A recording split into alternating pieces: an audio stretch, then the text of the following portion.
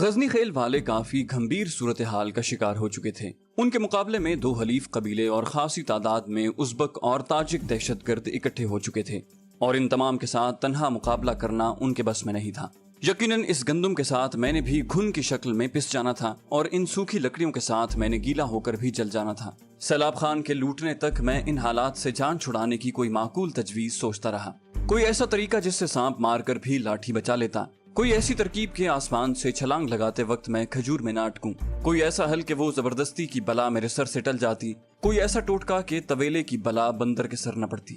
میری سوچوں میں سیلاب خان مخل ہوا۔ اس کے ہمراہ 4 آدمی اور بھی تھے۔ مورچے میں جلتا ہوا الاؤ بجھ چکا تھا، بس تھوڑے بہت انگارے دمک رہے تھے۔ فائرنگ ہونے کے بعد کوئی اس پر مزید لکڑیاں نہیں ڈال سکا تھا۔ سردار کے ساتھ آنے والے آدمیوں میں سے ایک نے سردار کے کہے بغیر کافی ساری خشک لکڑیاں اٹھا کر بجھتے ہوئے انگاروں پر پھینکی اور آگ بھڑکانے لگا۔ سردار باقیوں کے ساتھ محو گفتگو ہو گیا۔ وہ تمام قبیلے کے مشر تھے۔ ان کی گفتگو سے میں نے اندازہ لگایا تھا کہ روشن خان کے ساتھ گشت پر جانے والوں میں 3 آدمی مارے گئے تھے۔ روشن خان اپنے ایک ساتھی کے ساتھ مشکل سے جان بچا کر وہاں تک پہنچا تھا، اور اب اس کی اپنی حالت کافی تشویشناک تھی۔ اس کے علاوہ ایک اور آدمی بھی معمولی سا زخمی ہوا تھا۔ بڑا مسئلہ یہ تھا کہ اب ان کی رسد کی راہیں بند ہو گئی تھی، نہ تو وہ مزید ایمونیشن منگوا سکتے تھے اور نہ کھانے پینے کا سامان ان تک پہنچ سکتا تھا۔ صلح کی گنجائش بھی ختم ہو گئی تھی۔ ایسے حالات میں شلوبر قبیلے کے افراد ایسی کڑی اور شرمندہ کر دینے والی شرائط پیش کرتے جو ان کے لیے کبھی بھی قابل قبول نہ ہوتی۔ وہ اس صورتحال سے نمٹنے کے منصوبے بناتے رہے۔ میں خاموش بیٹھا ان کی گفتگو سنتا رہا۔ نہ انہوں نے مجھے مخاطب کیا اور نہ میں نے بیچ میں مخل ہونے کی کوشش کی۔ مشرقی جانب قدرے فاصلے پر چند گولیاں فائر ہوئیں، جن سے متصل مغربی جانب سے ایک لمبا برسٹ فائر ہوا۔ شمال اور جنوب کی طرف سے بھی چند مرتبہ ٹک ٹک ہوئی اور پھر خاموشی چھا گئی۔ وقفے سے پہلے بھی گولیاں چلتی رہی تھیں۔ غزنی خیل پر نفسیاتی دباؤ ڈالنے کے لیے گھیراؤ کرنے والے انہیں چاروں طرف اپنی موجودگی کا احساس دلا رہے تھے۔ ایک آدمی قہوے کی بھری کیتلی کے ساتھ مورچے میں وارد ہوا اور تمام کو گرما گرم قہوے کی پیالی پکڑا دی۔ رات ڈھلنے کے ساتھ ساتھ سردی کی شدت میں اضافہ ہو رہا تھا۔ قہوہ پی کر میں ایک بار پھر اپنا سلیپنگ بیگ تھیلے سے باہر نکالنے لگا۔ ان کی گفتگو سے مجھے اندازہ ہو رہا تھا کہ ان کے پاس ان حالات سے نمٹنے کی بس یہی تجویز بچی تھی کہ فی الحال مورچوں میں بیٹھ کر دشمن کا مقابلہ کیا جائے، بلکہ اسے مقابلے کی بجائے دفاع کہنا زیادہ مناسب رہے گا۔ اس طرح 1-2 دن گزار کر اندازہ ہو جائے گا کہ اونٹ کس کروٹ بیٹھتا ہے۔ ان کو کافی دیر سے بیٹھا ہوا اونٹ ابھی تک کھڑا نظر آ رہا تھا۔ ایک سنائپر کی نیند پر ماحول اثر انداز نہیں ہو سکتا۔ میں بھی گاہے گاہے اٹھنے والی فائرنگ کی ٹخ ٹخ سے بے نیاز ہو کر سو گیا۔ صبح کے ناشتے کا انتظام ان لوگوں کے پاس نہیں تھا۔ میرے پاس البتہ کچھ چنے اور بسکٹ پڑے تھے، جو ظاہر ہے غزنی خیل کے پورے لشکر کی داڑھ بھی گیلی نہیں کر سکتے تھے، اور اکیلے کھانا مجھے بھی گوارا نہیں تھا۔ قہوہ بنانے کا سامان البتہ ان کے پاس موجود تھا، اور میں نے بھی اسی قہوے پر گزارا کیا۔ دن کی روشنی میں فائرنگ کے سلسلے میں تیزی آ گئی تھی۔ دونوں جانب میں ایک دوسرے کے آدمی نظر آنے پر ہتھیار کی لبلبی دبانا مجبوری بن جاتا ہے۔ انہیں گھیرنے والے اگر چاروں جانب سے حملہ کر دیتے تو شاید کامیاب بھی ہو جاتے، مگر ایسی صورت میں انہیں بھی کافی جانی نقصان اٹھانا پڑتا، کیونکہ غزنی خیل والے جس بلندی پر پڑاؤ ڈالے ہوئے تھے وہاں تک پہنچنے کے بعد مخالفین کو چڑھائی چڑھنا پڑتی۔ اس کا یہ مطلب ہی نہیں کہ وہ جگہ ارد گرد کی پہاڑیوں سے زیادہ بلند تھی، بلکہ اس کی وجہ اس پہاڑی کے چاروں اطراف میں موجود نالا تھا جو اسے تمام پہاڑیوں سے جدا کر رہا تھا۔ اطراف میں فائرنگ کا شور و غل زیادہ ہوا۔ مجھ سے چپ نہ رہا گیا۔ سردار، اپنے آدمیوں کو کہو حد الوسع گولی چلانے سے پرہیز کریں۔ آپ لوگوں کے پاس ایک گولی بھی ضائع کرنے کی گنجائش نہیں۔ یوں ہوا میں ایمونیشن پھونک دینے سے کچھ حاصل نہیں ہوگا۔ وہ بولا، صحیح کہہ رہے ہو۔ اسبات میں سر ہلا کر وہ ریڈیو سیٹ کی طرف متوجہ ہوا۔ میں نے فوراً اسے ٹوکتے ہوئے کہا، دشمن بھی سن رہے ہیں، ایسی باتیں مخابرے پر نہیں کیا کرتے۔ وہ حیرانی سے بولا، تو سنتے رہیں، کیا فرق پڑے گا؟ میں نے کہا، بہت فرق پڑے گا۔ آپ کی کمزوری دشمن کے ہاتھ آ جائے گی۔ وہ آپ کا ایمونیشن ختم کرنے کے لیے جھوٹ موٹ کی پیش قدمی کر سکتا ہے، اور یقیناً ان کی پیش قدمی کو روکنے کے لیے آپ کے آدمیوں کو بے دریغ فائر کرنا پڑے گا۔ وہ بولا، یہ بات انہیں یوں بھی معلوم ہے کہ ہم ان کے گھیرے میں ہیں۔ میں نے کہا، انہیں کیا پتا کہ آپ کے پاس ایمونیشن کا کتنا ذخیرہ ہے، اور یاد رکھنا کسی کی کمزوری معلوم ہو جانے کے بعد ہی حکمت عملی عمل میں لائی جاتی ہے۔ وہ بولا، ہمارے مسلسل فائر نہ کرنے پر بھی تو وہ یہ سمجھ سکتے ہیں۔ میں نے کہا، آپ پر جو شمال کی جانب سے فائر ہوگا وہ جنوب والوں کو آپ کا فائر بھی لگ سکتا ہے۔ باقی یہ کس نے کہا کہ آپ کے آدمی بالکل بھی فائر نہ کریں؟ جب کسی کو نشانہ بنانا ممکن ہو تو فائر بے شک کر سکتے ہیں۔ وہ مسکرایا، ویسے میں اتنی جلدی قائل نہیں ہوا کرتا۔ میں نے کہا، تو جلدی کہاں ہے؟ اتنی دیر سے تو تکرار کیے جا رہے ہیں۔ وہ بولا، پھر بھی ہو تو گیا۔ اس کا انداز شکست کا احساس لیے ہوئے تھا۔ میں نے کہا، کم رتبے سے اتفاق کرنا شکست نہیں، عقل مندی کی دلیل ہوتی ہے۔ باقی مسلمانوں کو ہر کام مشورے سے کرنے کی ترغیب دی گئی ہے اور اس بارے میں سرداروں اور عوام میں کوئی تخصیص نہیں رکھی گئی۔ وہ بولا آپ کی باتیں آپ کے بارے میں جاننے کے تجسس کو ہوا دے رہی ہیں۔ میں نے کہا کسی کو جاننے کا تجسس تعلق رکھنے کے فیصلے کے بعد ہی کیا جاتا ہے اور ہمارے درمیان ایسی کوئی گنجائش نہیں۔ میں جس رستے کا مسافر ہوں وہ آپ کے پڑاؤ سے بہت دور گزرتا ہے۔ وہ ہنستے ہوئے بولا گزرتا تھا جناب، اب تو آپ کو مقدر کی آندھی نے میرے پڑاؤ کے قریب نہیں اندر لا پھینکا ہے۔ اس کی بات پر مجھے بھی ہنسی آ گئی۔ وہ کسی ضامن خان کو آواز دینے لگا۔ قریب کے مورچوں سے ایک جوان وہاں آ گیا اور سیلاب خان اسے فائرنگ کے بارے میں ضروری ہدایات دینے لگا جو اسے چاروں اطراف میں موجود غزنی خیل لشکر کمانڈروں تک پہنچانا تھی۔ سورج کے سامنے کافی دیر سے بدلیاں اکٹھی ہو گئی تھی۔ دھوپ کے غائب ہونے نے خوشگوار حدت کا خاتمہ کر دیا، جبکہ دھیمی دھیمی ہوا بھی سردی میں اضافے کا باعث بن رہی تھی۔ مسلسل بیٹھنے کی وجہ سے گرم کوٹ نے سردی کے مقابلے میں ناکامی کا اعتراف کیا اور مجھے گرم چادر نکال کر لپیٹنا پڑی۔ سردار سیلاب خان نے بجھی ہوئی راکھ کو کریت کر چند انگارے ڈھونڈے اور ان پر چھوٹی چھوٹی لکڑیاں رکھ کر آگ دہکانے لگا۔ اپنی پھونکوں سے راکھ اڑانے کے ساتھ ساتھ اس نے انگاروں کی آنچ کو خشک لکڑیوں میں منتقل کر دیا تھا۔ ہلکا سا دھواں اٹھا اور آگ نمودار ہو گئی۔ سیلاب خان ان لکڑیوں کو مزید لکڑیوں سے ڈھانپنے لگا۔ جلد ہی آگ بھڑک اٹھی۔ میں بھی اس کے قریب جا کر بیٹھ گیا۔ سیلاب خان کسی گہری سوچ میں ڈوبا ہوا تھا۔ میں نے بھی اس کے خیالات میں مخل ہونے کی کوشش نہ کی اور اسی شغل میں لگ گیا۔ ایسی لڑائی سے ایک بار پہلے بھی میرا پالا پڑ چکا تھا، لیکن اس وقت پلوشا میرے ساتھ تھی اور ہم اتنے برے حالات کا شکار بھی نہیں ہوئے تھے۔ اچانک فائرنگ کی رفتار تیز ہوئی اور یہ فائرنگ سیلاب خان کے آدمی کر رہے تھے۔ اس کے ساتھ ہی کسی نے ریڈیو سیٹ پر سیلاب خان کو اطلاع دی کہ ضامن خان دشمن کی گولی کا شکار ہو گیا ہے۔ سیلاب خان کے آدمیوں کی تیز فائرنگ کے جواب میں دشمن کی طرف سے گولیوں کی بوچھاڑ آنے لگی۔ جنوب مغربی کونے سے 12.7 mm کی گرج سنائی دی۔ میں نے سیلاب خان سے پوچھا آپ کے پاس 12.7 mm موجود نہیں؟ وہ بولا اس کی گولیاں ختم ہو گئی ہیں۔ اسی وقت ریڈیو سیٹ پر ایک اور بری اطلاع ملنے لگی۔ مغربی کونے میں 2 آدمیوں کو چھاتی میں 12.7 mm کی گولی لگی تھی اور 12.7 mm کی چھاتی میں لگنے والی گولی سامنے سے گھس کر پشت سے نکلتے ہوئے سانس کو ساتھ لے جاتی ہے۔ وہ تمام کو مورچوں کی آڑ میں رہنے کا حکم دینے لگا۔ مشرقی جانب سے بھی ایک دم تیز فائرنگ شروع ہو گئی تھی۔ ریڈیو سیٹ پر پاس ہوا کہ اس جانب سے کچھ لوگ آگے بڑھنے کی کوشش کر رہے ہیں۔ فائرنگ کی پرشور آواز گھنٹے بھر بعد دھیمی ہو پائی تھی اور اس دوران 3-4 آدمی اور زخمی ہو گئے تھے۔ دشمن کے بھی 4 آدمی انہوں نے مار گرائے تھے۔ سیلاب خان کے حکم کے بعد تمام لوگ گولی چلانے میں احتیاط سے کام لے رہے تھے اور اس احتیاط کے نتیجے میں دشمن کے حوصلوں کو بڑھاوا مل رہا تھا۔ لیکن زیادہ گولیاں چلا کر غزنی خیل والوں نے جلد ہی بے دست و پا ہو جانا تھا، اس لیے بہتر یہی تھا کہ وہ اپنی دفاعی قوت کو زیادہ سے زیادہ سنبھال کر رکھتے اور ساتھ ساتھ دشمن کا نقصان بھی کرتے رہتے، ورنہ زمینی حقائق کے مطابق تو وہ جنگ ہار چکے تھے کہ چند دن کے گھیراؤ کے بعد انہوں نے بھوک سے گھبرا کر ہی ہتھیار ڈال دینے تھے۔ خاموشی زیادہ دیر برقرار نہیں رہ پائی تھی اور اس دفعہ ہونے والی فائرنگ ایک نئی افتاد لے کے آئی تھی۔ پانی کا چشمہ جنوب کی سمت میں اس پہاڑی کے تقریباً نصف بلندی سے بھی تھوڑا نیچے نالے کی طرف تھا۔ وہاں پر غزنی خیل والوں نے اپنا ایک مورچہ بنایا ہوا تھا جس کی حفاظت کے لیے 4 افراد بھی موجود تھے۔ شلوبر والوں کو کسی طرح چشمے کی اس جگہ کا اندازہ ہو گیا تھا۔ انہوں نے 12.7 mm کو جنوب مغرب کونے سے اٹھا کر جنوب کی سمت پانی کے چشمے پر کر دیا۔ اس طاقتور گن کے اتنے قریب سے مسلسل فائر نے مورچے کے عارضی رکھے ہوئے پتھروں کو بکھیر دیا تھا۔ 2 آدمی ہی جان بچا کر لوٹ پائے تھے۔ کھانے کے ساتھ پانی کی سہولت بھی چھن گئی تھی۔ اکا دکا آدمیوں کے پاس پلاسٹک کی بھری ہوئی بوتلیں موجود تھی، مگر وہ چند گھنٹوں سے زیادہ کام نہیں دے سکتی تھی۔ خود میرے پاس 1.5 بوتل پانی موجود تھا، مگر یہ 1.5 بوتل بھی جانے کب تک ساتھ دے پاتی۔ شام تک فائرنگ کا سلسلہ وقفے سے شروع رہا۔ غزنی خیل کے 8 آدمی زندگی کی جنگ ہار چکے تھے، جبکہ 6 زخمی تھے اور ان زخمیوں میں 2 کی حالت تشویشناک تھی۔ سیلاب خان کو لگا رات کو دشمن کی طرف سے حملے کا خطرہ زیادہ ہے، اس لیے سر شام ہی اس نے اپنے کمانڈروں کو اکٹھا کر لیا تھا۔ گزشتہ رات اپنے حوصلوں سے دشمن کو ناکوں چنے چبوانے والے کمانڈرز اس وقت کافی پریشان اور بجھے ہوئے تھے۔ 24 گھنٹے سے انہیں کھانا بھی نہیں ملا تھا۔ کمانڈر کی شکلیں دیکھ کر باقی جوانوں کی حالت کا اندازہ لگانا دشوار نہیں تھا۔ ساری صورتحال ان کے سامنے تھی۔ سیلاب خان نے حالات پر روشنی ڈالے بغیر بس اتنا پوچھا کہ آج حملے کا خطرہ زیادہ ہے، ایسی صورتحال میں کیا کرنا چاہیے، اور اس کا جواب اسے ایک طویل خاموشی کی صورت میں ملا۔ چند لمحے انتظار کے بعد اس نے گہرا سانس لیا اور میری جانب رخ کرتا ہوا بولا، سلیم شاہ، آپ اس بارے میں ہماری کوئی رہنمائی کر سکتے ہیں؟ میرے پاس جو شناختی کارڈ موجود تھا اس پر میرا نام سلیم شاہ درج تھا اور عموماً مجھے یہی نام بتانا پڑتا۔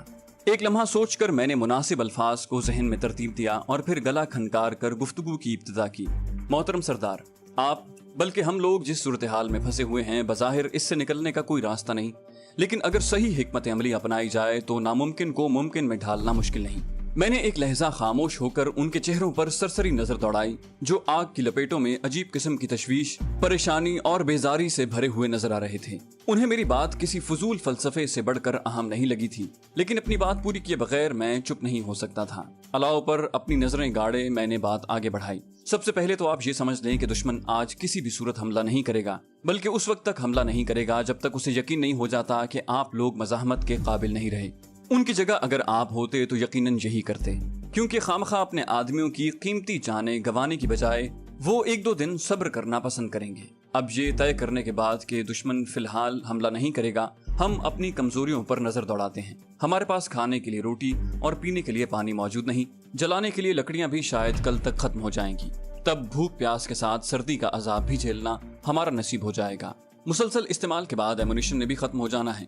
तब हमारी हालत तरने वाले किसी हो जाएगी, जिसे निगलने के लिए दुश्मन को जरा सी भी तगो दौ न करनी पड़ेगी। सैलाब खान ने नर्म लहजे में कहा, हमें सूरत हाल का इदराक है सलीम शाह, आप ये मशवरा दें कि इन हालात में क्या करना चाहिए। मैंने कहा, मैं उसी तरफ आ रहा हूँ। कल का दिन हमें दुश्मन को ये एहसास दिलाना है कि हमारे पास खाना भी मौजूद है और हम मुकाबले से दस्तबरदार होने को तैयार नहीं।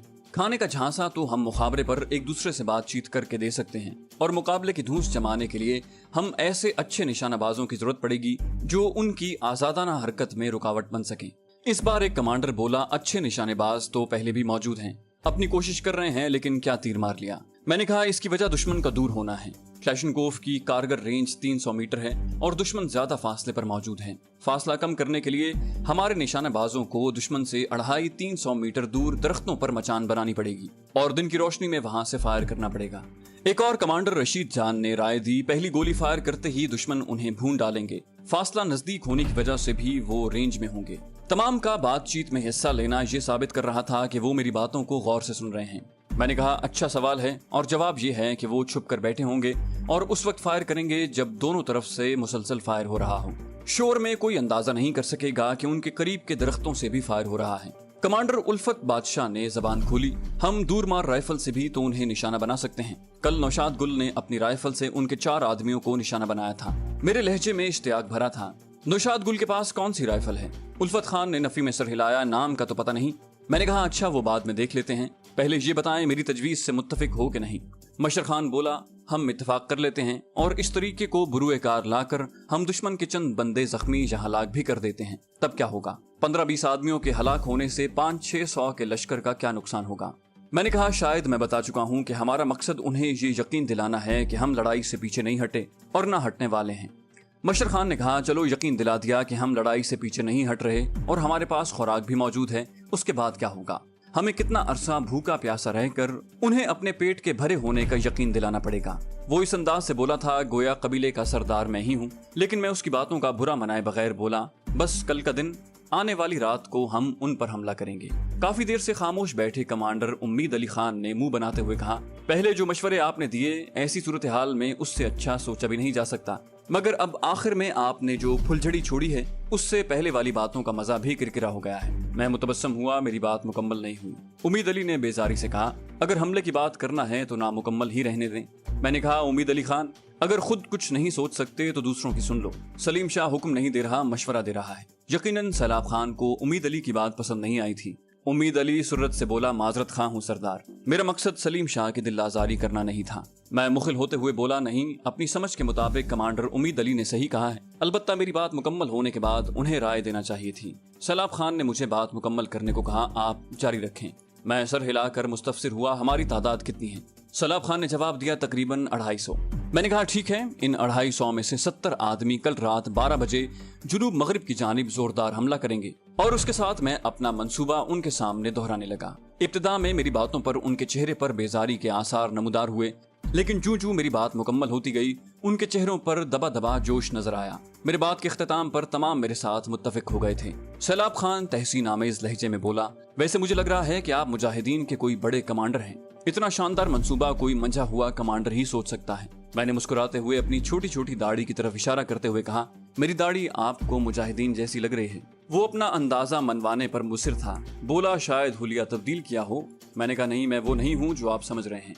اس کے ساتھ ہی میں موضوع تبدیل کرتے ہوئے بولا، آپ کسی نوشاد گل کے پاس دور مار رائفل کی موجودگی کا ذکر کر رہے تھے۔ سیلاب خان نے حیرانی بھرے لہجے میں پوچھا، ہاں لیکن آپ نے رائفل کا کیا کرنا ہے؟ میں نے کہا، آپ نوشاد گل کو بلوائیں۔ سیلاب خان نے ریڈیو سیٹ پر نوشاد گل کو ہتھیار وہاں آنے کا حکم دیا۔ اس کے آنے تک وہ میرے منصوبے پر بات کرتے رہے اور اس میں جو بہتری لائی جا سکتی تھی اس پر بھی گفتگو ہوتی رہی۔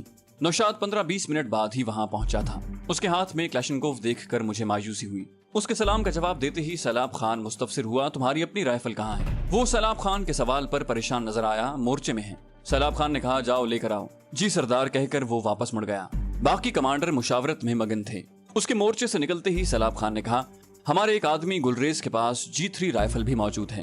میں نے کہا، G3؟ اب حیران ہونے کی باری میری تھی۔ سیلاب خان نے اس بات میں سر ہلایا، ہاں اصل میں نوشاد گل اور گلریز اس سے پہلے انگور اڈے میں ایک بڑے اسمگلر کے ساتھ کام کرتے تھے۔ اسمگلر کے ساتھ وہ سردار دہشت گردانہ کارروائیوں میں بھی ملوث تھا۔ ابھی تھوڑا ہی عرصہ ہوا کہ وہ سردار کسی دشمن کے ہاتھوں مارا گیا اور اس کا لشکر قریباً بکھر گیا ہے۔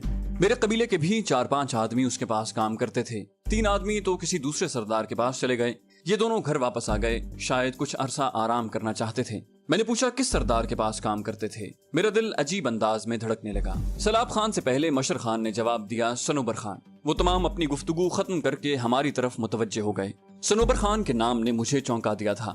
اس کا مطلب تھا کہ سیلاب خان کے 2 آدمی مجھے پہچانتے تھے، لیکن اس کے ساتھ ہی مجھے خیال آیا کہ نوشاد گل نے ابھی مجھے دیکھ کر بھی کسی قسم کی شناسائی کا اظہار نہیں کیا تھا، حالانکہ میں الاؤ کے بالکل قریب بیٹھا تھا اور بھڑکتی آگ کی وجہ سے وہاں اچھی خاصی روشنی تھی۔ مجھے سوچوں میں گم دیکھ کر وہ آپس میں مصروف گفتگو ہو گئے۔ نوشاد کی واپسی تک میں خیالات میں کھویا رہا۔ اس بار اس نے ہاتھ میں سٹائر سنائپر رائفل پکڑی ہوئی تھی۔ سٹائر ایک عمدہ اور بہترین رائفل ہے۔ آسٹریا کی بنی ہوئی یہ رائفل پاک آرمی کے سنائپرز میں سب سے زیادہ استعمال ہوتی ہے۔ میں نے اپنی ابتدائی تربیت اسی رائفل سے مکمل کی تھی، اور اگر آپ کو یاد ہو تو اپنے پہلے مشن کی تکمیل کے وقت بھی یہی رائفل میرے ہاتھ میں تھی۔ میں نے نوشاد گل کے ہاتھ سے رائفل لینے کے لیے ہاتھ بڑھایا۔ اس دوران میں اس کے چہرے کو غور سے دیکھ رہا تھا، مگر اس کے چہرے پر چھائے اجنبیت کے گہرے تاثرات مجھے مطمئن کر گئے۔ اس نے بغیر کچھ کہے میری جانب رائفل بڑھا دی۔ میں نے پوچھا، اس کی کتنی گولیاں آپ کے پاس ہیں؟ وہ بولا، 100 تھیں، تقریباً آدھی فائر کر بیٹھا ہوں۔ بظاہر اس نے عام سے لہجے میں جواب دیا تھا، مگر کہیں گہرائی میں ناگواری کی بو مجھے محسوس ہو رہی تھی۔ شاید میرا پوچھنا اسے پسند نہیں آیا تھا۔ اس کی کیفیات کو نظر انداز کیے میرے سوالات جاری رہے۔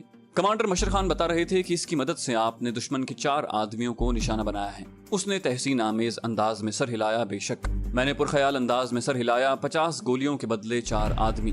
کمانڈر رشید نے لقمہ دیا، برا سودا نہیں ہے۔ میرا طنز تمام کے سر کے اوپر سے گزر گیا تھا۔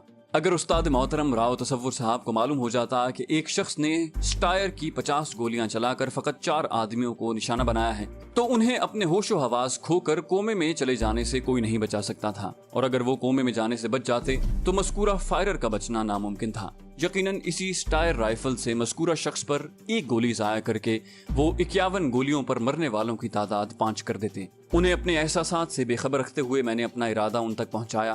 ایسا ہے کہ کل میں اس رائفل سے فائر کروں گا، لیکن ابھی سے بتا دوں کسی آدمی کو ہلاک نہیں کروں گا، بس زخمی کروں گا۔ نوشاد گل نے طنزیہ لہجے میں کہا، ہاں آپ ایس ہونا کہ 50 گولیوں پر 50 آدمی مار گراؤ گے۔ سیلاب خان نے اسے تنبیہی نظروں سے گھورا۔ نوشاد گل وہ منہ بناتے ہوئے کہنے لگا، سردار میں نے صرف مذاق کیا ہے۔ میں نے گہرا سانس لیتے ہوئے انجان بن کر پوچھا، ویسے یہ ایس کس بلا کا نام ہے؟ الفت بادشاہ نے قہقہ لگا کر انکشاف کیا، ایس نوشاد گل کے سردار کو مارنے والی بلا کا نام ہے۔ اسی کی وجہ سے نوشاد گل غریب کی نوکری چھوٹی۔ میں نے اس بات میں سر ہلاتے ہوئے کہا، بہرحال اس کی ساری گولیاں مجھے دو، امید ہے 4 سے زیادہ آدمیوں کو نشانہ بنا لوں گا۔ اس نے بغل میں لٹکی ہوئی گولیوں والی تھیلی میرے سامنے پھینکی۔ اگر 4 سے زیادہ آدمیوں کو نشانہ بنا لیا تو یہ رائفل واپس نہیں لوں گا۔ میں نے مسکرا کر کہا، یہ نہ ہو بعد میں مکر جاؤ۔ وہ بولا، اور نہ بنا پائے پھر؟ یک طرفہ شرط میں سراسر اسی کا نقصان تھا، اور یہ بات اسے فوراً یاد آ گئی تھی۔ میں نے کہا، تو میرا خیال ہے اس سے بہتر کلاشنکوف غزنی خیل میں کسی کے پاس نہیں ہوگی۔ میں نے گود میں رکھی کلاشنکوف کو تھپ تھپایا۔ نوشاد گل یہ شرطیں وغیرہ رہنے دو، سلیم بھائی ہمارے مہمان ہیں۔ وہ بولا، نہیں سردار، منہ سے نکلی بات اور بندوق سے نکلی گولی واپس نہیں آ سکتی۔ جو طے ہو گیا سو ہو گیا۔ بس اس میں اتنی ترمیم کر لیں کہ اگر ہر 2 گولیوں پر میں نے 1 آدمی کو نشانہ نہ بنایا تب بھی نوشاد گل جیتا ہوا تصور کیا جائے گا۔ گو میں ہر چلنے والی گولی پر بھی یہ دعویٰ کر سکتا تھا، لیکن اس طرح انہیں مجھ پر بہت زیادہ شک ہوتا۔ سیلاب خان میری بات پر خوش نہیں تھا۔ بولا، یار سلیم، کس بچپنے میں پڑ گئے ہو، چھوڑو ان شرطوں کو۔ میں نے کہا، کبھی کبھی شغل میلہ بھی ہونا چاہیے سردار۔ میں اس کی درخواست کو ہنسی میں اڑا گیا تھا۔ नौशाद गुल की आंखें अलबत्ता चमकने लगी थी। उस बेवकूफ को अंदाजा नहीं था कि स्टायर राइफल क्या चीज थी। मुझे पूरा यकीन था कि उसके फरिश्तों को भी मालूम नहीं था कि स्टायर की टेलीस्कोप साइट को कैसे सिफर किया जाता है, और किसी स्नाइपर राइफल को सिफर किए बगैर उससे दुरुस्त निशाना लगा लेना अंधे के पांव तले बटेरा आने के मुतरादिफ है। अच्छा, अब तमाम अपनी अपनी जगह लौट जाओ और एहतियात से रात गुजारना। हर 3 आदमी में से एक आदमी आराम करने लेटे। उसके साथ अपने सामने के इलाके में हर कमांडर दरख्तों पर ऐसी जगह बनवा ले जहां से कल फायर किया जा सके। सैलाब खान ने मजीद तकरार से गुरेज करते हुए तमाम कमांडरों को हतमी अहकाम बताकर जाने की इजाजत दी और नौशाद गुल की तरफ मुतवज्जे होकर बोला, नौशाद गुल, तुम वक्ती तौर पर जामिन खान की क्लैशनकोफ इस्तेमाल करना। जामिन खान कल दोपहर ही दुश्मन की गोली का निशाना बना था। अभी तक उस जवान की सूरत मेरी निगाहों में फिर रही थी। उसे मेरे सामने ही सैलाब खान ने अपने पैगाम पहुंचाने के लिए भेजा था। मौत भी अजीब बेहिस और बेनियाज होती है, ना तो किसी के बचपने पर तरस खाती है और ना किसी की जवानी पर रहम करने को तैयार होती है। जी सरदार, ये कहकर नौशाद गुल ने इस बात में सर हिलाया और मोर्चे से बाहर निकल गया। बाकी लोग उससे पहले ही रवाना हो गए थे। वो रात भी मैंने आराम करते गुजारी थी। मेरे अंदाजे के मुताबिक दुश्मन ने हमला करने की हिमाकत नहीं की थी।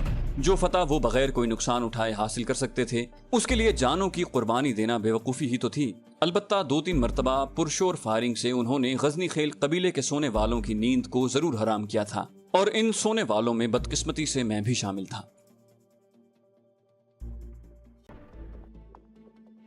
सुबह मुंह अंधेरे उठते ही मैंने थोड़े से भुने हुए चने चबाए और 2-3 घूंट पानी पीकर सारे दिन के लिए तैयार हो गया। सरदार सैलाब खान ऊँघ रहा था। तयम्मुम करके मैंने नमाज अदा की और आग को ताज़ा करने लगा। इतनी देर में सैलाब खान भी उठ बैठा था। रोशनी होते ही इक्का दुक्का फायर का सिलसिला शुरू हो गया था। मैंने स्टायर की मैगजीन में गोलियां भरी और अंदाजे से 100 गज दूर पड़े हुए छोटे से पत्थर पर निशाना साधने लगा। वो पत्थर एक चौड़े तने की जड़ में पड़ा हुआ था। गोली पत्थर तो क्या, दरख्त के तने में भी नहीं लगी थी। मुझे बस जरा सा अंदाजा हुआ था कि गोली तने के दाएं जानिब निकल गई है। किसी भी हथियार या टेलीस्कोप साइट को सिफर करने के लिए 2 ही गलतियां करनी पड़ती हैं, ऊपर नीचे की या दाएं बाएं की। अब पहली गोली चलाकर ही मुझे अंदाजा हो गया था कि राइफल काफी दाएं मार कर रही थी। टेलीस्कोप साइट में मुनासिब तब्दीली करके मैंने अगली गोली चलाई। गोली पत्थर के बाएं किनारे के साथ लगी। मैं दोबारा साइट में तब्दीली करने लगा और इसी तरह 5 गोलियां चलाकर मैंने साइट को अपनी मर्जी के मुताबिक सिफर कर लिया था। मेरी सारी कार्रवाई सैलाब खान भी दिलचस्पी से देखता रहा, लेकिन इस दौरान उसने मुझे मुखातिब करने की कोशिश न की। राइफल की जीरोइंग से मुतमईन होकर मैंने कहा, सरदार, मैं किसी दूसरे मोर्चे का रुख करता हूँ। आपका मोर्चा फायर करने के लिए मुनासिब नहीं। अपनी क्लैशनकोफ थामते हुए वो भी मेरे साथ जाने के लिए तैयार हो गया। मैं भी चलता हूँ। मैंने कहा, इसकी जरूरत क्या है? मैंने उसे रोकने की रस्मी सी कोशिश की। वो बोला, यहाँ मैं करूंगा भी क्या, बस मुखाबरे पर बातचीत ही करनी है, वो वहां से भी हो जाएगी। मैंने कहा, चलें, और अपना थैला और क्लैशनकोफ मैंने वहीं छोड़ दी। बाकी अतराफ की निस्बत दुश्मन के शुमाली मोर्चे हमसे ज्यादा करीब थे और उस जानिब चंगेजी कबीले के अफराद डेरा जमाए हुए थे।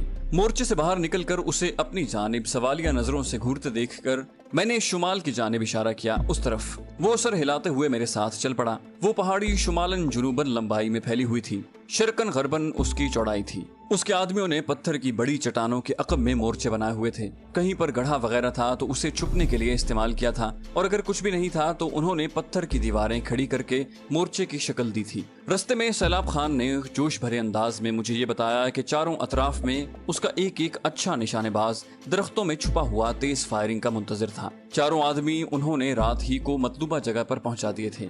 मैंने कहा, वैसे लोगों को भूख तो काफी लगी होगी। वो फीकी मुस्कुराहट से बोला, भूख तो वाकई लगी हुई है, लेकिन ये भी सुना है कि भूखा बटेरा ज्यादा अच्छा लड़ता है।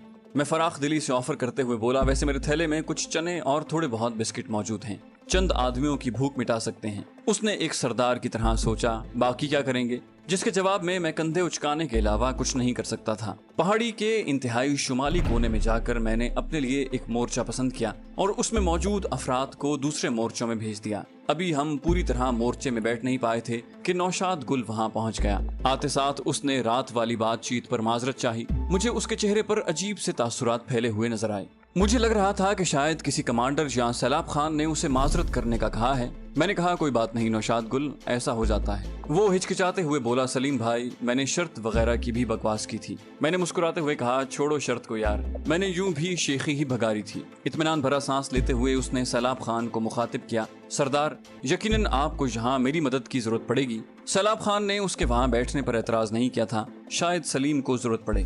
میں نے کہا خالی بیٹھنے کے بجائے دوربین لو اور دشمن کے وہ آدمی تلاش کرو جو مورچوں سے باہر ہوں۔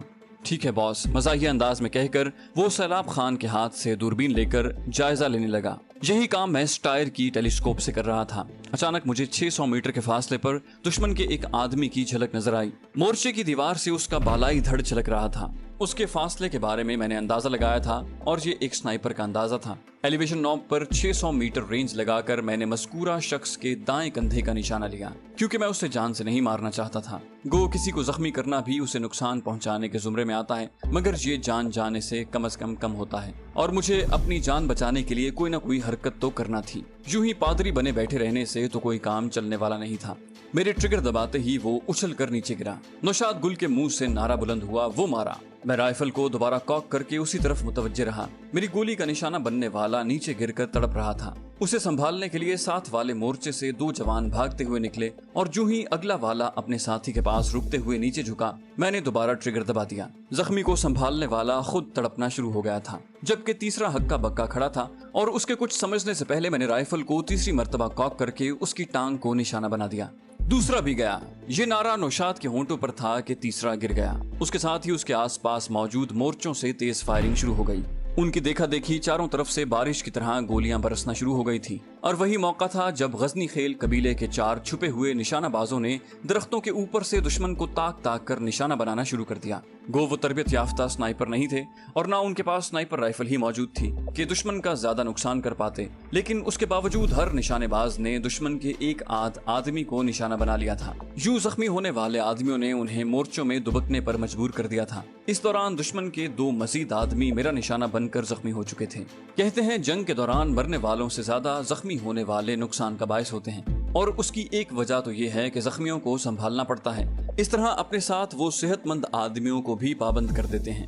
دوسرا، زخم میں ہونے والی تکلیف کی وجہ سے زخمی افراد جو آہو بکا کرتے ہیں، وہ بھی اپنے آدمیوں کا مورال کم کرتی ہے۔ 5ویں آدمی کو شکار بنتے دیکھ کر نوشاد گل نے مجھے یہ یاد دلانے میں دیر نہ کی، سلیم بھائی شکر ہے میں نے اپنی شرط واپس لے لی، اور اب ہمارے درمیان کوئی شرط باقی نہیں۔ سیلاب خان نے طنزیہ لہجے میں کہا، شرط کس وقت ختم ہوئی تھی جناب، ہمیں تو پتہ ہی نہیں چلا۔ نوشاد نے رونی صورت بنا کر کہا، سردار یہ ظلم نہ کریں۔ اس کی صورت دیکھ کر سیلاب خان اور میں ہنس پڑے۔ شمالی جانب سے دشمن بالکل ہی مورچوں میں دبک گئے تھے۔ سردار سیلاب خان دشمن کی باتیں سننے کی کوشش کر رہا تھا۔ وہ پہلے جس چینل پر بات چیت کر رہے تھے وہ تبدیل کر دیا تھا۔ جلد ہی اس نے نیا چینل ڈھونڈ لیا۔ دشمن کی باتوں سے یہی پتہ چلتا تھا کہ زخمی ہونے والوں کے علاوہ ان کے 7 آدمی ہلاک ہو چکے تھے۔ اس کے ساتھ ہی تمام کو آڑ میں رہنے کا حکم دیا جا رہا تھا۔ ان کی نقل و حرکت کا خاتمہ ہوتے دیکھ کر میں نے مشورہ دیا، کیا خیال ہے کسی دوسری جانب کا رخ کریں؟ سیلاب خان نے کہا، جو مناسب سمجھو۔ وہاں سے ہم جنوب کی طرف آ گئے۔ دشمن کے اس نقصان پر غزنی خیل والوں میں خوشی کی لہر دوڑ گئی تھی۔ جنوب کی جانب دشمن شمال سے زیادہ فاصلے پر تھا، لیکن ان کے کچھ مورچے ایسے تھے جو سٹائر کی مار میں آ رہے تھے۔ گھنٹے 1.5 کی نگرانی کے بعد مجھے دوبارہ موقع مل گیا تھا۔ 2 آدمی کافی محتاط انداز میں اپنے مورچے سے نکلے تھے، لیکن ان کی احتیاط کسی کام نہیں آ سکی تھی۔ پہلے کو ٹانگ میں گولی لگنے کے بعد دوسرے نے بھاگنے کی کوشش کی تھی، لیکن اس دوران میں دوبارہ رائفل کاک کر چکا تھا، اور اس کے مورچے میں گھسنے سے پہلے ہی میں اپنے مقصد میں کامیاب تھا۔ نوشاد گل نے بظاہر مزاحیہ انداز میں کہا، کیا آپ کی کوئی گولی ضائع نہیں جائے گی؟ مگر اس کے لہجے میں تحسین بھری تھی۔ میں نے کہا، دوران جنگ گولیاں ضائع کرنے والوں کو ہارنا پڑتا ہے۔ نوشاد گل نے معنی خیز لہجے میں پوچھا، ویسے یہ گولیاں تو آپ ان کے سر میں بھی مار سکتے ہیں۔ میں نے کہا، پتہ نہیں یار، لیکن اس وقت میں کسی کے سر میں گولی اتارنا جائز نہیں سمجھتا۔ سیلاب خان جلدی سے بولا، آپ جتنا کر رہے ہیں اتنا ہی بہت ہے۔ سپہر ڈھلنے تک میں اطراف میں جا کر مختلف جگہوں سے غزنی خیل کے دشمنوں کو زخمی کرتا رہا۔ چونکہ میری اپنی زندگی کا انحصار بھی اسی منصوبے کی کامیابی پر تھا، اس لیے میں نے فائر کرتے وقت کوئی دقیقہ فروغ گزاشت نہیں کیا تھا۔ دشمنوں کا کافی نقصان ہو چکا تھا۔ اس دوران جب بھی تیز فائرنگ شروع ہوتی، دشمن کے قریب مورچہ سنبھالے غزنی خیل کے چھپے ہوئے نشانے باز اپنا کام کر جاتے۔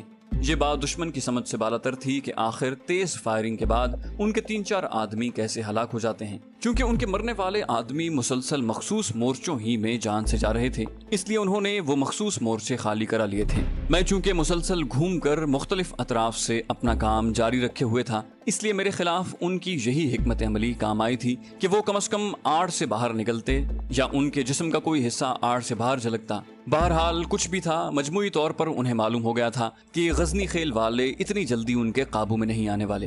شام کا اندھیرا چھاتے ہی تمام کمانڈروں اور خاص افراد کو سردار سیلاب خان کے مورچے میں بلا کر رات کے لیے حکمت عملی کا جائزہ لیا جانے لگا۔ وہاں قریباً 15-20 افراد اکٹھے ہو گئے تھے۔ اپنے سفری تھیلے کو ہلکا کرنے کے لیے میں نے کھانے پینے کی تمام اشیاء ان کے سامنے رکھ دی تھی۔ چند لمحوں میں وہ بسکٹ اور خشک چنے وغیرہ ہڑپ کر گئے تھے۔ سیلاب خان نے رسمی سا انکار کیا، لیکن باقیوں نے ذرا سا بھی تکلف نہ کیا۔ منصوبے کو آخری شکل دے کر تمام اپنے مورچوں میں لوٹ گئے تھے۔ سیلاب خان اور اس کے کمانڈرز مجھ سے خاصا مروب تھے۔ سیلاب خان تو 2-3 مرتبہ کہہ چکا تھا کہ میں ان کے لیے غیبی مدد بن کر آیا ہوں۔ روشن خان غریب جو زخموں کی تاب نہ لا کر جان سے ہاتھ دھو بیٹھا تھا، اس کے ختم ہو جانے کے بعد سیلاب خان اس کے مجھے وہاں لانے کے فیصلے کو سراہ رہا تھا۔ 10 بجتے ہی کمانڈر الفت بادشاہ اور کمانڈر امید علی 70 کے قریب افراد کو ساتھ لے کر جنوب مغرب کی جانب بڑھ گئے۔ باقی تمام افراد کے ساتھ سیلاب خان شمالی نالے کے کنارے پہنچ گیا تھا۔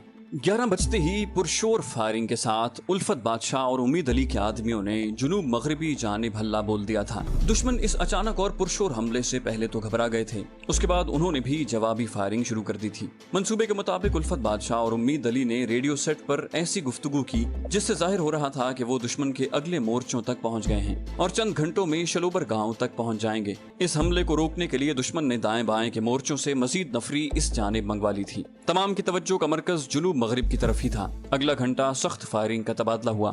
الفت جان اور امید علی نے اپنے آدمیوں کو اچھی طرح سمجھا دیا تھا کہ انہوں نے ایک مخصوص حد سے آگے نہیں بڑھنا ہے۔ حملے میں حقیقت کا رنگ بھرنے کے لیے انہوں نے اپنے پاس موجود چند راکٹ بھی فائر کر دیے تھے۔ اسی اثناء میں دشمن نے نزدیک کے مورچوں سے کافی نفری وہاں طلب کر لی تھی۔ توقع کے مطابق انہوں نے شمال مغربی اور جنوبی مورچوں سے اپنے آدمیوں کو اکٹھا کیا تھا کہ جہاں مورچے زیادہ قریب تھے۔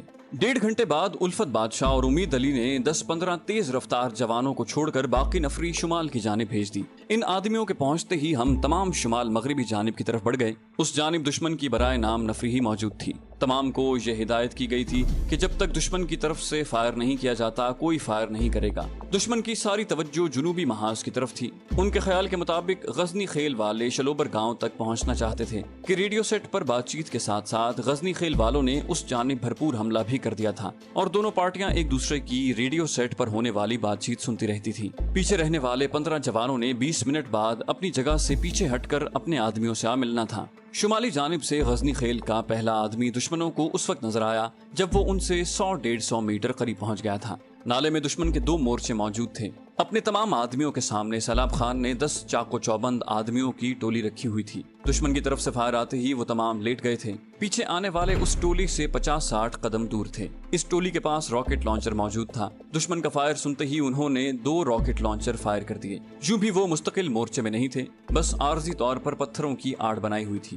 ایسے مورچے رائفل، کلاشنکوف وغیرہ کی گولیوں کے لیے تو اچھی آڑ ثابت ہوتے ہیں، راکٹ لانچر اور 12.7 mm وغیرہ کے لیے کوئی خاص رکاوٹ نہیں تھے۔ راکٹ نے مورچے کی دیوار گرا کر وہاں موجود بندوں کو زخمی کر دیا تھا۔ سیلاب خان کے 2 آدمی جھکے جھکے تباہ شدہ مورچے کے قریب پہنچے اور زخمیوں سے کراہنے والوں کو ہر تکلیف سے نجات دلائی۔ نالے میں 2 مورچے اور بھی موجود تھے، وہاں سے تیز فائرنگ کی آواز آنے لگی۔ اس کے ساتھ ہی کوئی اپنے آدمی کو ریڈیو سیٹ پر بلانے لگا، سردار، غزنی خیلوں نے شمال کی جانب حملہ کر دیا ہے اور ہمارے پاس نفری کم ہے، مزید آدمی بھیجو۔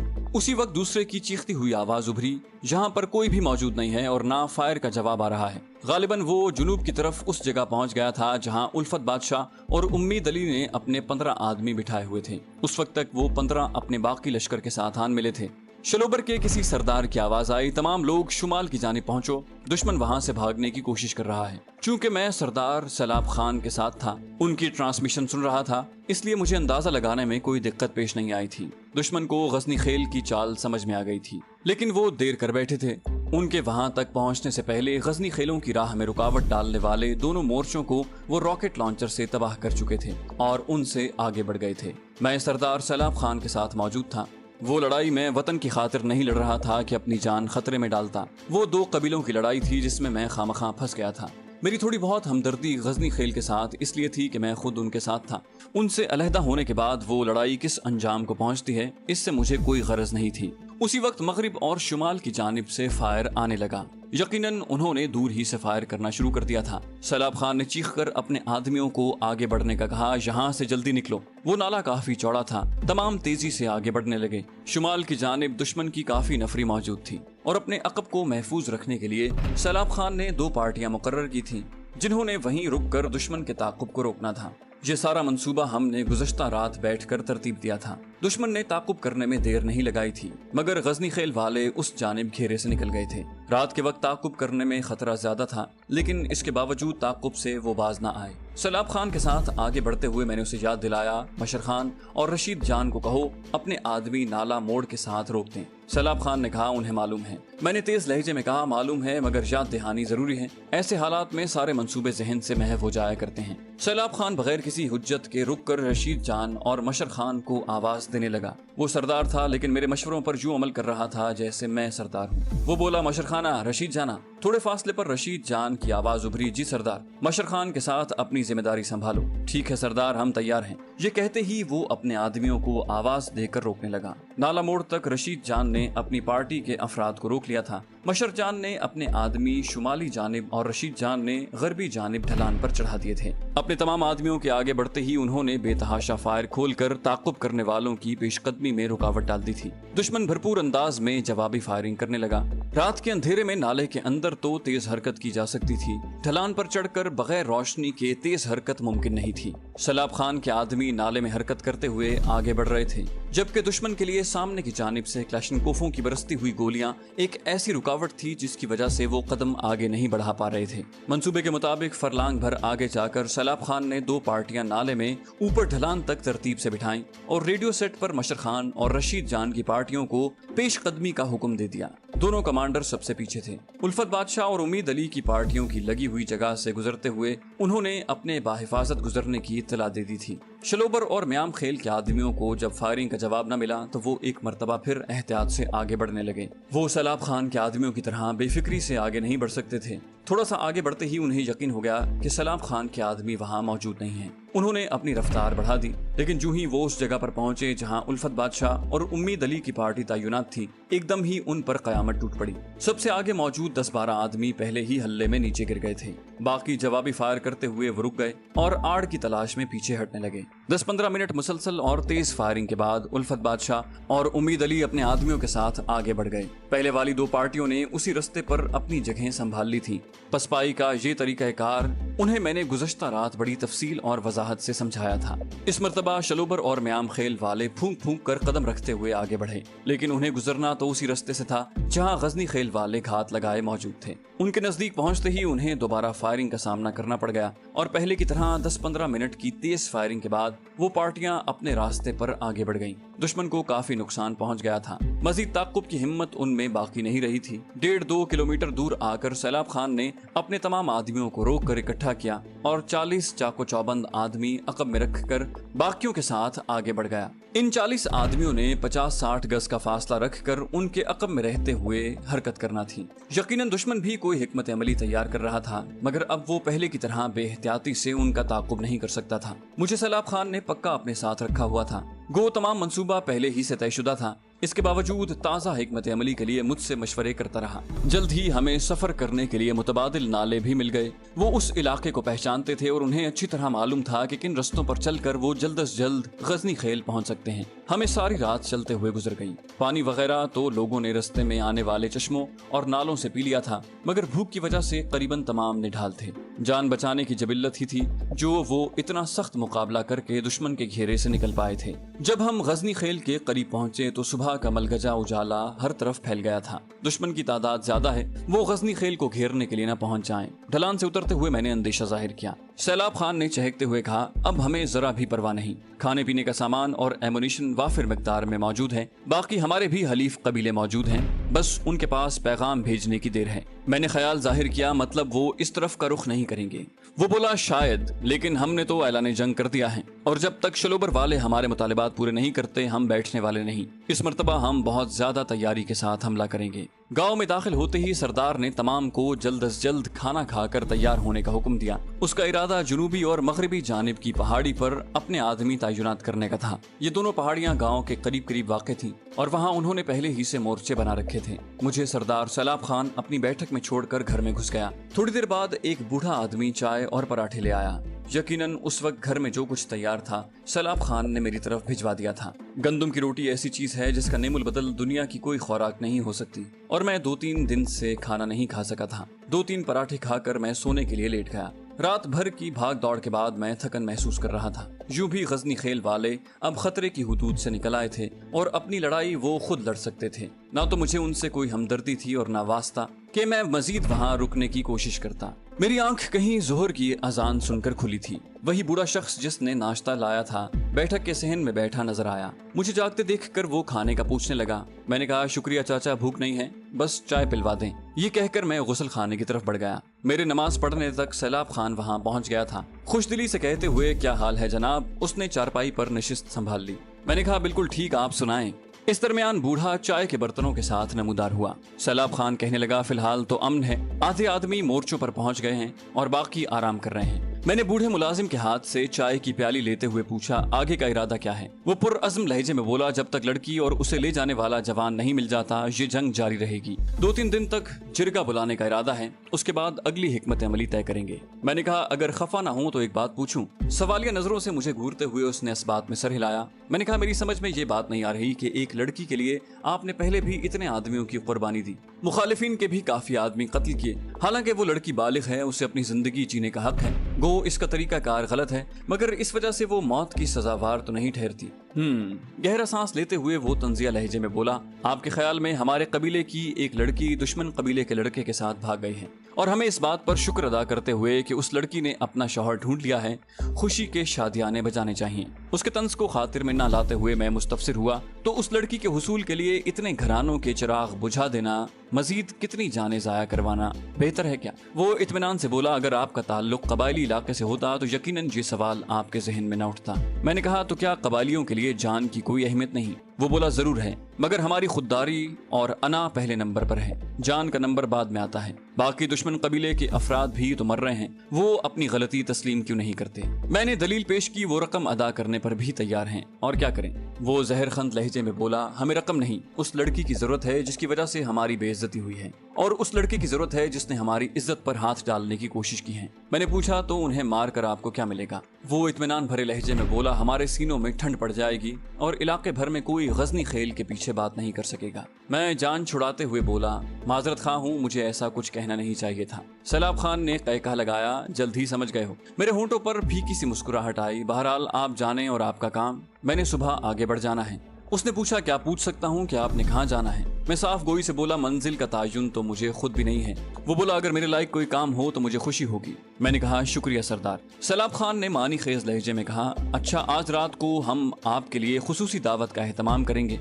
गजनी खेल के काफी जवान आपको मिलना और देखना चाहते हैं। आपका गायबाना तारुफ सुन सुनकर तमाम के दिल में आपसे मुलाकात का शौक जागा हुआ है। उसका मानी खेज अंदाज मुझे हैरान कर गया। मैं समझा नहीं। वो मेरे सर पर बम फोड़ते हुए बोला, इसमें समझने की क्या बात है जनाब SS? वो ऐसे निशानेबाज को देखना चाहते हैं जिसका निशाना कभी खता नहीं जाता। मैं गड़बड़ा गया। SS? सैलाब खान आंखें मीचते हुए बोला, जी मोहतरम, नौशाद गुल आपको देखते ही पहचान गया था और आपको जोश दिलाने के लिए उसने शर्त लगाई थी। उसी रात आपके सो जाने के बाद मुझे मोर्चे से बाहर बुलाकर उसने सब कुछ बता दिया था। चूंकि उसे आपकी सलाहियतों का अच्छी तरह अंदाजा था, इसलिए सुबह सवेरे ही उसने अपनी राइफल बचाने के लिए शर्त वापस ले ली। मैंने कहा, उसे पहचानने में गलती भी तो हो सकती है। उसकी बात सुनकर मैंने भी यही सोचा था। वो बोला, लेकिन आपकी निशानेबाजी ने यकीन दिला दिया। इस मर्तबा मैंने किसी लूली लंगड़ी दलील का सहारा लिए बगैर खामोशी इख्तियार कर ली थी। वो मुझे तसल्ली देता हुआ बोला, फिक्रमंद होने की जरूरत नहीं, नौशाद गुल अब किसी खान का मुलाजिम नहीं है, बल्कि सच कहूँ तो वो आपसे बहुत ज्यादा मुतासिर हैं। हम सब पर भी आपका एहसान है कि आपकी वजह से हम उस घेरे से बाहर निकल सके। मैंने कहा, ऐसी कोई बात नहीं सरदार, ना तो मुझे परेशानी है और ना कोई खौफ, बस ये सोचकर खिफ़त हो रही है कि लोगों ने मेरे बारे में कुछ ज्यादा ही मुबालगा आमेजी की हुई है। वो बोला, नौशाद गुल कह रहा था कि आपने उसकी आंखों के सामने पलवशा खान वजीर के सर पर रखे गिलास को निशाना बनाया था, क्या ये झूठ है? मैं जल्दी से बोला, इसे इत्तेफाक कह सकते हैं।